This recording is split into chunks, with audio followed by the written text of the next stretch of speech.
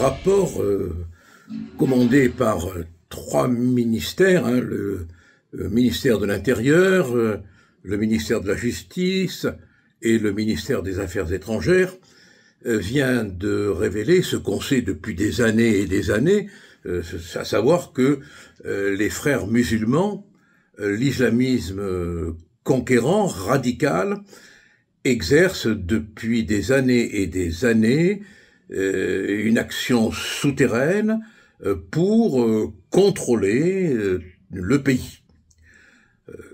Il se sert pour y arriver, on l'apprend dans le rapport, mais on le savait, il y a eu des livres.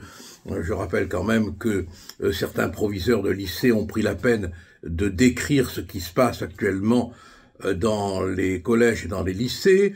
Il y avait même le titre d'un livre qui était proviseur et non imam de la République, hein. Et puis on a toute une littérature qui nous prévient, et puis il y a la réalité de tous les jours. Mais enfin, il fallait qu'un rapport intervienne pour nous dire très clairement que maintenant il existe une menace sur la République et que les frères musulmans, qui sont combattus dans de nombreux pays arabes, la Jordanie par exemple, et rappelons-nous la guerre que Nasser avait menée contre les frères musulmans en Égypte, pays d'où naquirent les frères musulmans. Et attention, ne pas confondre l'islam et les frères musulmans. Les frères musulmans ont une vision complètement politique de leur combat. Il y a une dimension religieuse mais politique, ils veulent une conquête de l'Occident. C'est clairement dit par les frères fondateurs. On les a laissés faire. On a laissé s'installer les mosquées.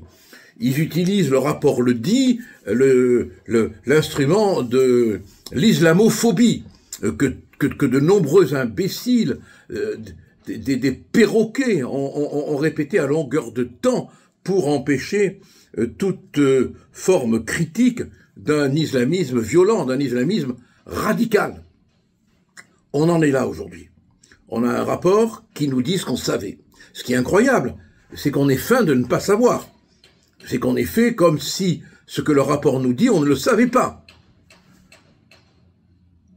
Et vous pensez que le narcotrafic est indépendant des frères musulmans? Vous pensez que le narcotrafic n'est pas quelque part le bras financier, le bras armé du frérisme?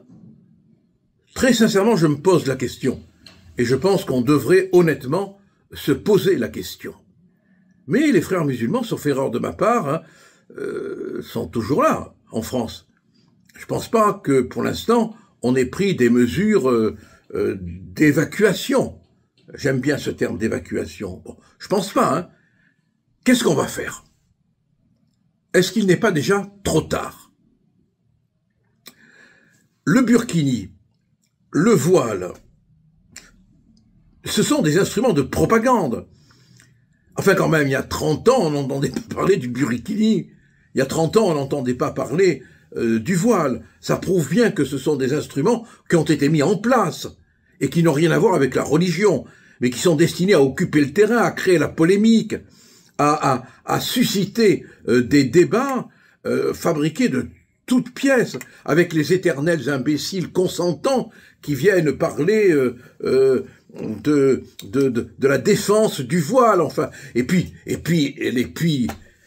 Clochette sur le nez du clown, Apathy qui vient dire qu'on n'aurait pas dû parler de ce rapport parce que ça peut faire du tort aux musulmans, comme si les musulmans se reconnaissaient dans les frères musulmans, dans cet extrémisme.